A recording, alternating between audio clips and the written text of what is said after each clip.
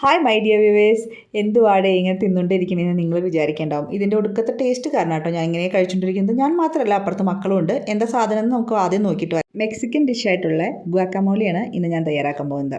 അതിനായിട്ട് നമുക്ക് വേണ്ട മെയിൻ ഇൻഗ്രീഡിയൻ്റ് എന്ന് പറയുന്നത് അവോക്കാഡോ ആണ്. അപ്പോൾ അവോക്കാഡോ ആദ്യം നമുക്ക് ഇതുപോലെ കട്ട് ചെയ്ത് അതിൻ്റെ ഉള്ളിലെ കുരുവൊക്കെ മാറ്റി അതിൻ്റെ മെയിനായിട്ടുള്ള പൾപ്പ് ഒന്ന് കോരിയെടുക്കണ്ട, ഇപ്രാവശ്യം തൊലി കളഞ്ഞെടുക്കാം. എനിക്ക് എല്ലാ പ്രാവശ്യം ഇഷ്ടം ഈ ഒരു സ്പൂൺ വെച്ചിട്ട് ഇങ്ങനെ കോരിയെടുക്കില്ല, അതാണ്. അപ്പോൾ എന്തായാലും നമുക്ക് അത് ഇനിയും നന്നായിട്ടൊന്ന് ഉടച്ചെടുക്കണം. ആദ്യം ഉടച്ച് ഇതുപോലെ ആക്കിയെടുത്തതിന് ശേഷം അതിലേക്ക് സവാളയും തക്കാളിയും അതുപോലെ തന്നെ മല്ലിയിലയും ഇതൊക്കെ ചെറുതായി അരിഞ്ഞിട്ട് വേണം കേട്ടോ ചേർത്തെടുക്കാനായിട്ട്.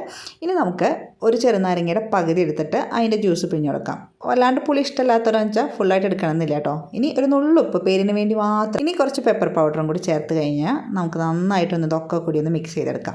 അപ്പോൾ ഇതൊക്കെ കൂടി മിക്സ് ചെയ്ത് കഴിഞ്ഞാൽ നമ്മളുടെ ഗുവാക്കാമോളി റെഡി ആയിട്ടുണ്ട്. ഇനി വേണ്ടത് നമുക്ക് ബ്രെഡാണ്. ബ്രെഡ് ഒന്ന് ടോസ്റ്റ് ചെയ്തെടുക്കുന്നതായിരിക്കും നല്ലത്.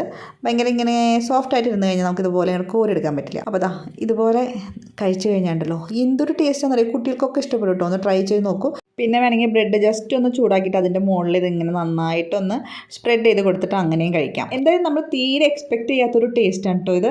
അപ്പോൾ ഈ ഒരു അവോക്കാഡോ വെച്ചിട്ട് ഇത്ര അധികം റെസിപ്പികൾ ഇത്ര ടേസ്റ്റിൽ ഉണ്ടാക്കാൻ പറ്റുന്നത് ഇപ്പോൾ അടുത്ത കാലത്താണ് ഞാൻ അറിഞ്ഞു തുടങ്ങിയത്. അപ്പോൾ എന്തായാലും നിങ്ങളൊന്ന് ട്രൈ ചെയ്ത് നോക്കുക, നിങ്ങൾക്ക് തീർച്ചയായിട്ടും ഇഷ്ടപ്പെടും. അപ്പോൾ see in next video. Bye bye, take care.